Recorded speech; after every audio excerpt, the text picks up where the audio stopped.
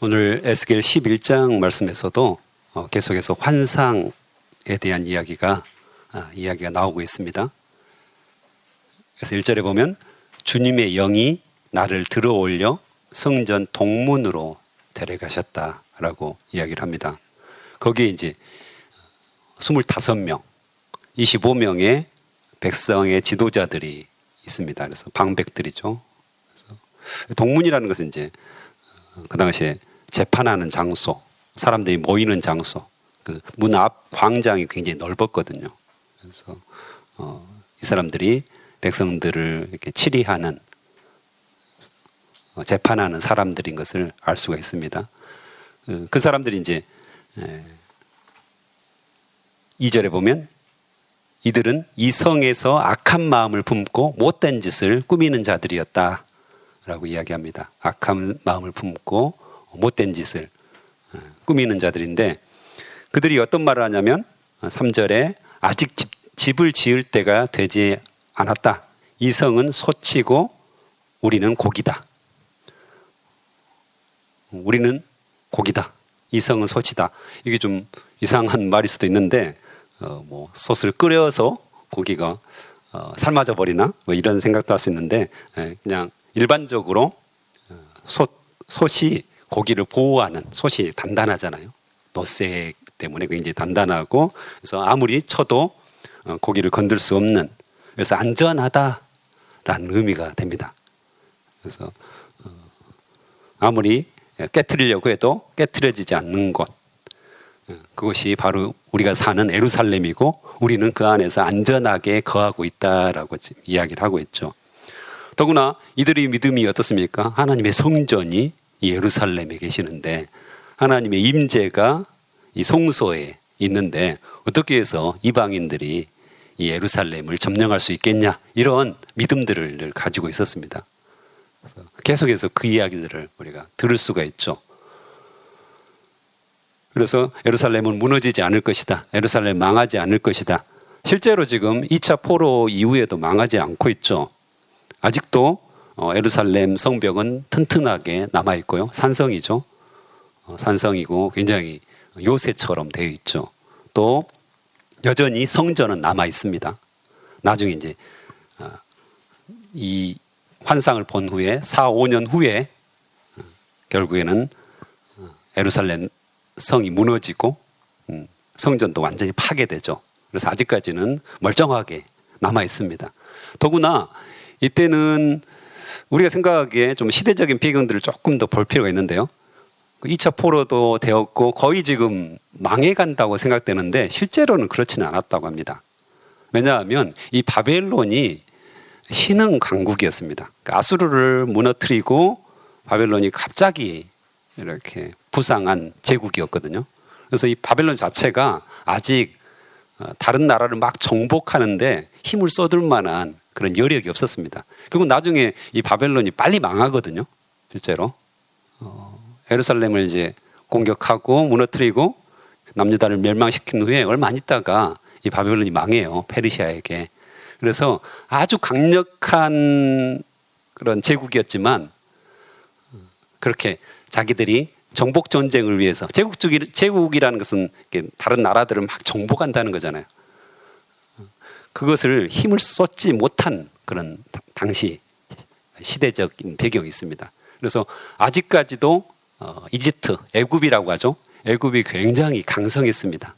그래서 이 바벨론하고 애굽하고 계속해서 전쟁을 벌이고 있는 시점이었고요. 당연히 남유다, 이스라엘은 이집트 편이었습니다. 그래서 늘 끊임없이 다른 이제 예언서들을 보면 이 이집트에 의존을 합니다. 그래서 그런 비유가 나오죠. 상한 갈대다. 이집트는 상한 갈대다. 너희가 의지하면 어떻게 될까요? 상한 갈대를 이렇게 지팡이처럼 딱 이렇게 짚고 힘을 주면 어떻게 될까요? 부러지죠. 부러져서 너희 선을 상하게 할 것이다. 이런 이제 비유가 나옵니다. 그래서 계속해서 이 남유다는 이집트를 바라봅니다. 그래서 배신을 해요, 나중에. 그래서 나중에 쳐들어오는 거거든요. 여호와김도 그랬고 여러 왕들이 이 바벨론에게 이제 와서 쳐들어오면 내가 올해 적응을 바치겠다. 그런데 가만히 보니까 이집트가 있거든요. 빗대가 있거든요. 그러니까 또 배신하고 그러면 또 쳐들어오고 이런 반복돼요. 그럼 나중에 이제 이 바벨론이 이 이집트를 완전히 멸망시키죠. 실제로. 그러고 보니까 이제 남유다도 더 이상 의지할 곳이 없는 상태. 그래서 지금 2차 포로 이후에 이 에스겔이 환상을 받을 당시에는 아직도 이집트가 굉장히 강성합니다. 그래서 실제로 이제 경제적으로도 굉장히 번영을 합니다. 이스라엘은 위치 자체가 큰 나라들 사이에 끼어 있고요. 그쪽을 통해서만 이렇게 물건이 사람이 왕래할 수 있었기 때문에 중개 무역이 발달됩니다. 실제로 이 힘의 균형이 딱 잡히면요, 바벨론과 이집트가 애굽이 힘의 균형을 잡히면 이 중개 무역이 굉장히 발달돼서요 풍요를 누립니다. 그래서 이때 당시에는 거의 망했다고 여러분들이 생각하면 그건 조금 이해가 안 되는 부분이에요. 오히려 경제적으로 굉장히 풍요했다고 이렇게 기록이 되어 있습니다. 역사적으로도. 그러니까 힘의 균형이 있었던 거죠. 나중에 이제 바벨론이 점점 커지면서 이집트를 점령하는 순간 이제 남유다도 망하게 되는 길을 걷는 거거든요.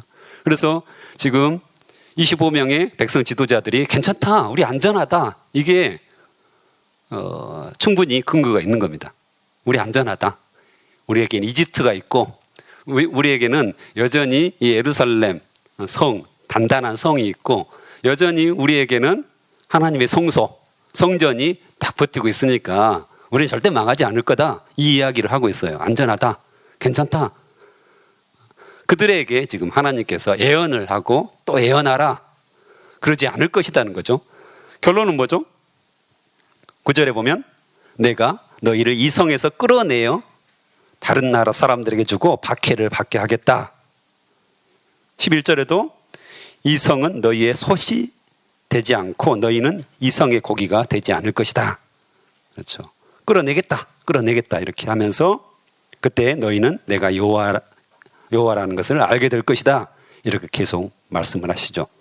그래서 쫓아내겠다, 끌어내겠다, 이렇게 분명하게 이야기를 하시는 겁니다. 그리고 그 이유에 대해서도 12절에 보면 너희는 내가 만든 법대로 살지 않고 내 규례를 지키지 않았다. 오히려 너희 주변에 있는 나라들과 똑같이 살았다라고 이야기합니다. 그래서 너희들이 거룩함을 유지하지 않고 나의 백성됨이 거룩함이잖아요. 구별되는 거잖아요. 그 사람들의 생각과 그 사람들의 행동과 다른 구별된 삶을 살아야 되는데 아니다. 너희들이 주변 나라들과 똑같이 살았다. 가나안 땅에 들어가서 그 전에 어떻습니까? 가나안 모든 족속을 멸하라고 하잖아요. 그 좀 너무 잔인하지 않습니까? 모든 백성들, 어린아이부터 시작해서 모든 백성들을 다 죽이라고 합니다. 그 말은 하나님의 깊은 마음이 있습니다. 그래서 그 나라들과 섞이지 않는 거죠. 우상을 숭배하고 하나님을 섬기지 않는 그 나라 사람들과 섞여가지고 나중에 어떻게 된다는 겁니까? 똑같이 이 이스라엘 백성들이 하나님을 버리고 우상을 섬길 거라는 것들을 아시기 때문에 그렇게 하신 겁니다. 자꾸 섞여가요. 정말 하나님만을 바라보는 생각들이 조금씩 세상 사람들과 섞여가는 것들을 우리가 느끼지 않습니까? 우리에게도 물질이 그래도 돈이 그래도 최고인 것 같아. 돈이 있어야 이 세상에 살아가지 라는 생각들을 점점 세상은 집어넣어 줍니다. 그래서 하나님을 믿으면서도 우리 집에 돈이 없고 좀 가난하면 굉장히 위축되고요. 또 우리 집에 좀 돈이 있으면 당당해지고요. 이런 게 있어요. 여러 가지 면에서 그렇습니다. 사회적인 지위에서도 그렇고요. 그래서 자꾸 승진을 하려고 하고 권력을 잡으려고 하고 국회의원에 나가려고 하고 대통령 후보가 되려고 하고 대통령이 되려고 하는 거죠. 그래서 어떤 힘, 권력 이것을 추구하는 모습들이 우리 안에 여전히 있다는 거죠. 교회 다니면서도 하나님을 믿으면서도 그걸 의지하는 거예요. 그래서 무슨 일이 생기면 주변에 아는 사람이 있어가지고 혹시 힘이 되어줄 국회의원이 없을까?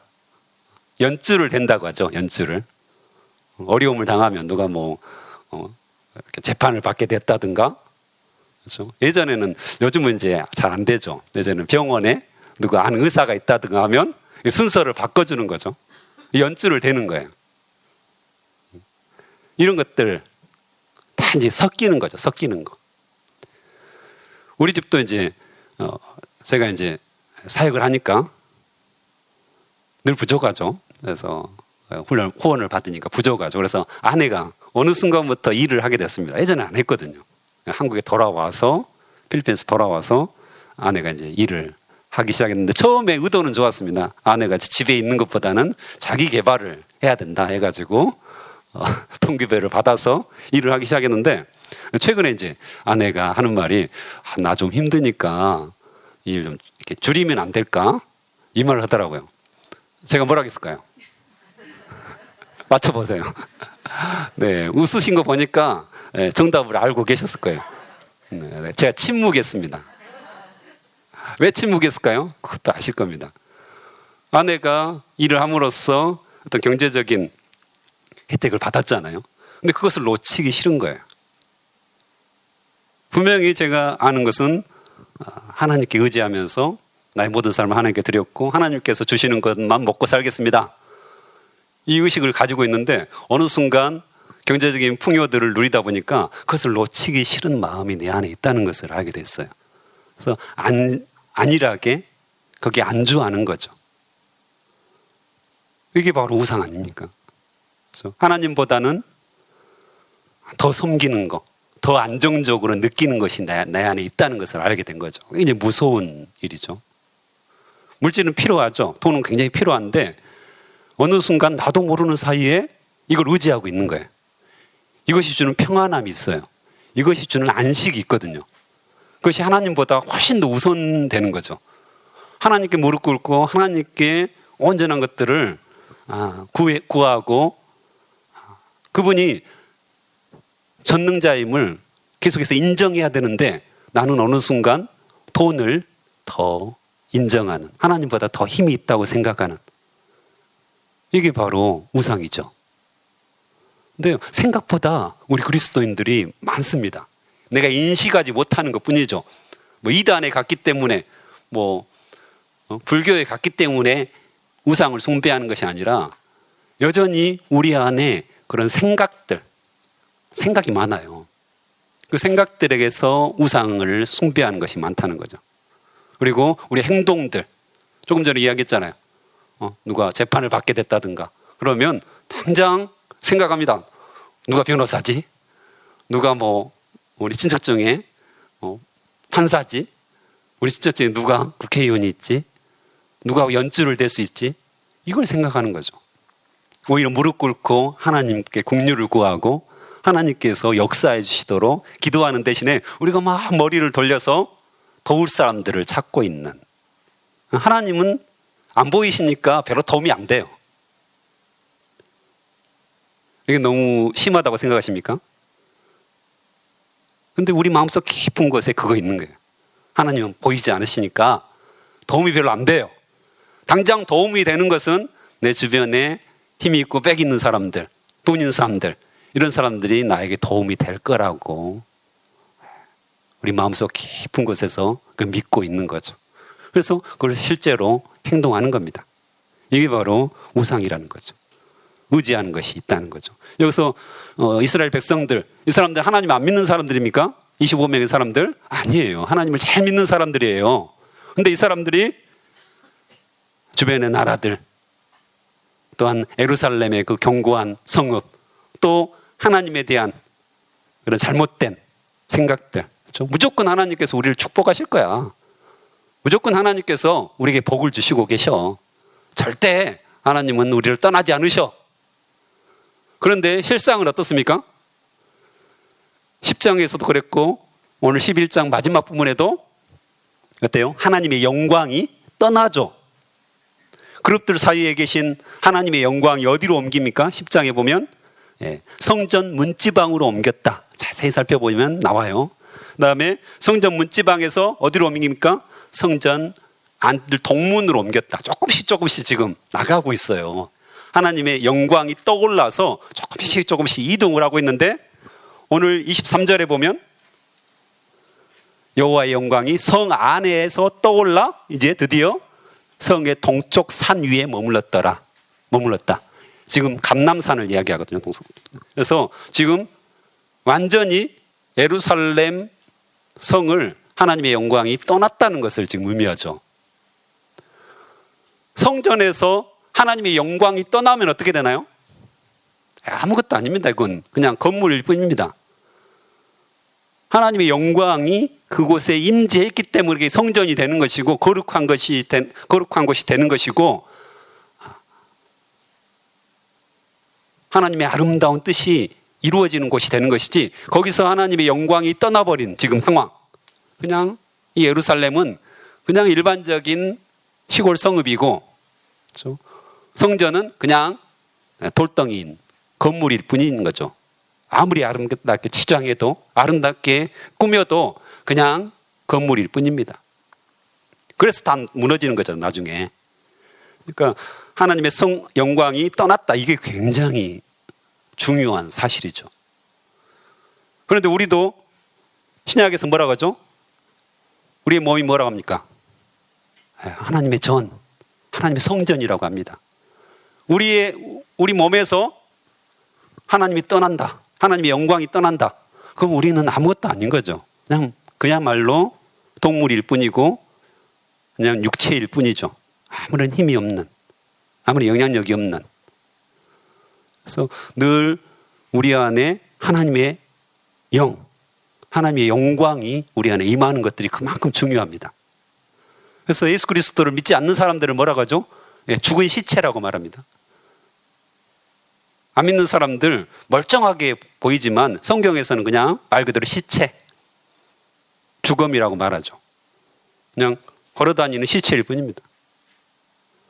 우리 시체하고 사시는 분들 많죠, 영적으로. 근데 우리가 그걸 인식하지 못해요.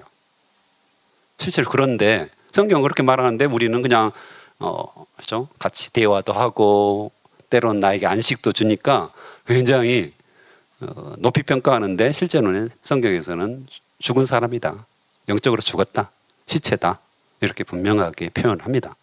우리가 받아들이지 않을 뿐이죠. 인식하지 않을 뿐이지 성경에서는 그렇게 말한다는 것이죠.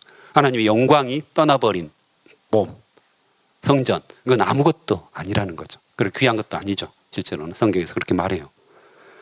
그래서 그 죄악 때문에 떠났다. 근데 13절에 보면 그 사이에, 예언하는 사이에 볼랴다라는 사람이 죽습니다. 그 25명 중에 한 사람인 그 사람이 죽어요. 그러니까 에스겔이 땅에 엎드려 큰 소리로 주 여호와여, 이스라엘 백성 가운데 살아남은 자마저 완전히 없애시랍니까? 라고 크게 외쳐요.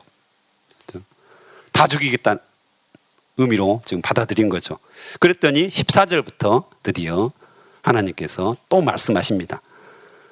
16절 하반부에 보면 너희가 쫓겨난 나라에서 내가 잠시 동안 그들의 송소가 되어주겠다 말씀하시고요. 내가 여러 민족들 가운데서 너희를 다시 모아드리겠다. 여러 나라에 흩어진 너희를 데려와 이스라엘 땅을 다시 너희에게 주겠다라고 말씀하십니다. 그러면 여기가 중요하죠. 그들이 그 땅으로 가서 그곳에 온갖 더럽고 추악한 우상들을 제거할 것이다. 아멘. 돌아오겠다는 거죠. 다시 돌아오게 하겠다. 다시 너희들을 부르겠다. 회복의 메시지를 분명하게 전하는데요. 회복하면 뭘 하겠다는 거죠? 우상을 제거하겠다는 겁니다. 우상. 하나님보다 더 귀하게 여기는 것, 하나님보다 더 우선순위를 두었던 것들, 그 모든 것들을 다 제거할 것이다 이야기합니다. 그래서 우리가 하나님께로 더 돌아간다, 하나님께로 더 믿음으로 돌아간다, 이건 바로 우리 안에 있는 우상, 죄악을 계속해서 제거하는 것을 의미한다는 사실을 알 수가 있는 거죠. 하나님 더 사랑합니다, 주님 더 믿고 싶습니다 라고 했을 때 우리 안에 죄악들을 자꾸 제거하는 것들을 의미한다는 거죠. 그래서 19절에 한 마음, 주고 새 영을 넣어주겠다. 부드러운 마음을 주겠다. 이건 이제 에스겔 36장 26절에 똑같이 나오죠. 거기서는 새 마음을 주고 새 영을 주겠다. 또 부드러운 마음을 주겠다. 그래서 너희들이 나를 순종하는, 내 말에 순종하는, 그리고 그들은 내 백성이 되고 나는 그들의 하나님이 될 것이다. 20절에 나오죠. 그래서 언약이 회복되는 거죠. 아브라함의 언약.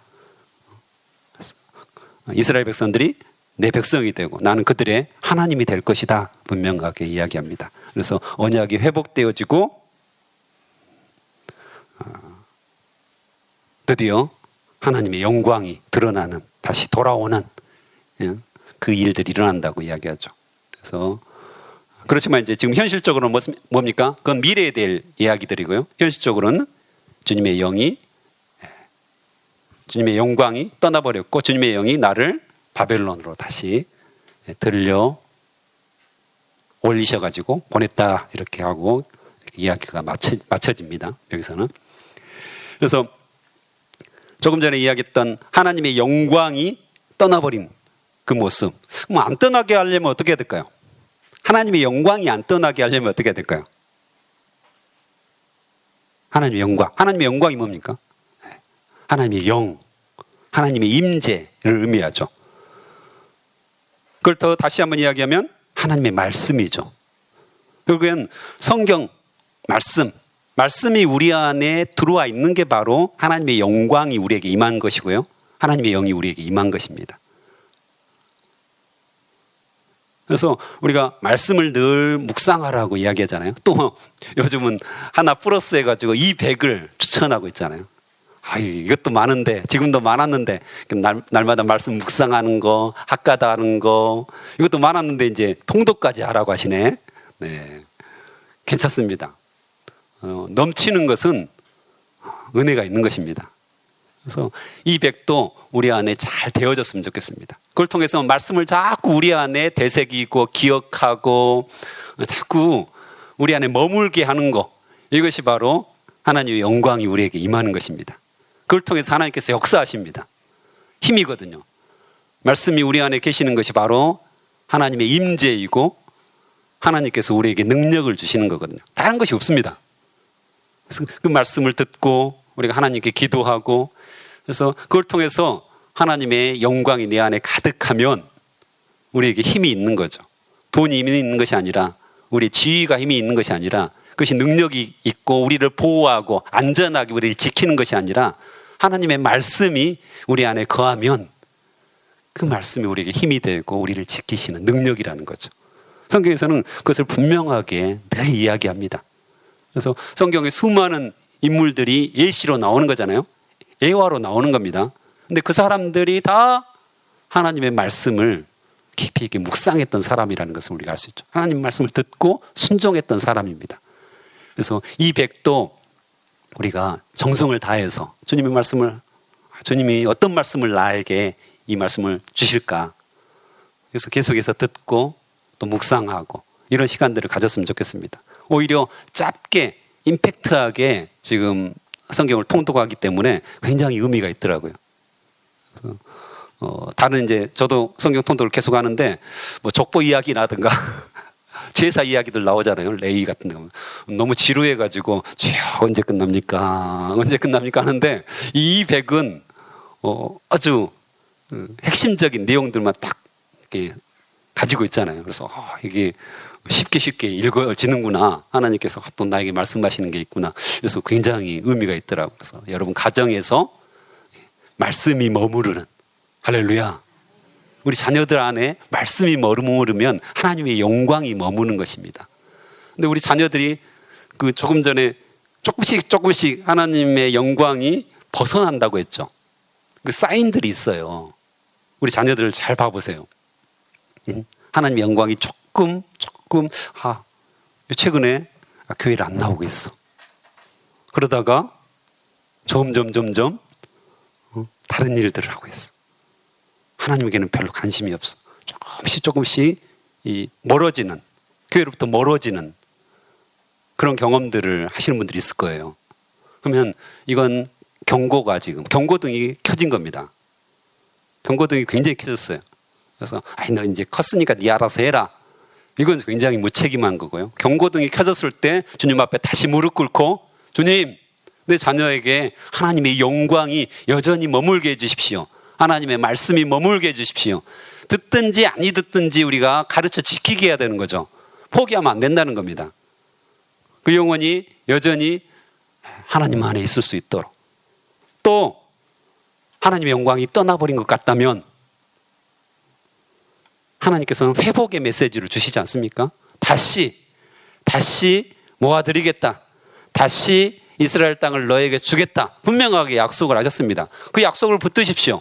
내 자녀가 교회를 떠나버렸고 하나님의 영광으로부터 떠나버린 것 같은데 주님이 약속하신 거 아닙니까? 여기 말씀하셨죠? 다시 모아드리겠다. 이스라엘 땅을 다시 너에게 주겠다. 말씀하셨죠? 우리 자녀에게 그런 은혜가 있게 해주십시오. 우리 자녀가 회개하고 돌아오게 해주십시오. 그 안에 있는 우상, 죄악들을 다 제거하는 역사가 있게 도와주시옵소서.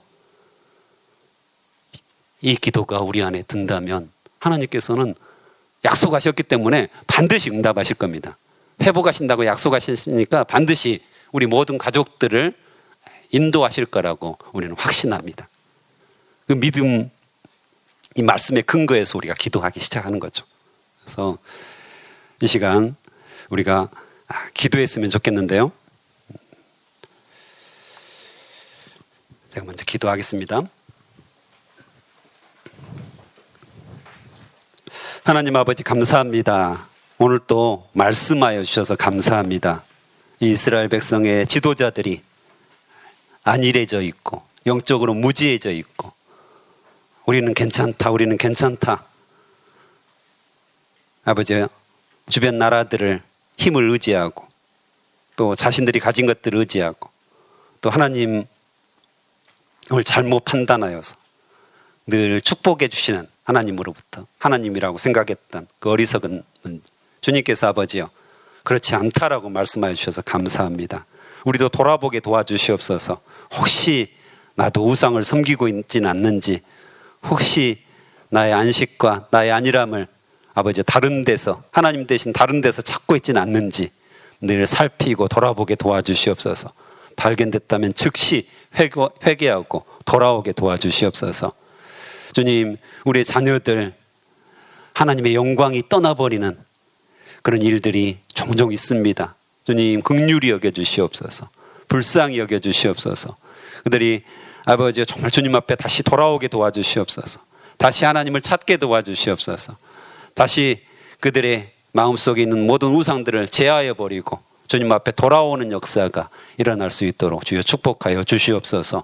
우리의 기도 제목이 거기에 있게 도와주시고 우리 또한 가족들도 역시 마찬가지로 그런 역사들이 일어나도록 은혜를 베풀어 주시옵소서. 하나님의 영광이 계속해서 머무르는 그런 가정, 그런 가문을 만들 수 있도록 역사하여 주시옵소서. 주님을 찬양합니다. 예수님의 이름으로 기도합니다. 아멘.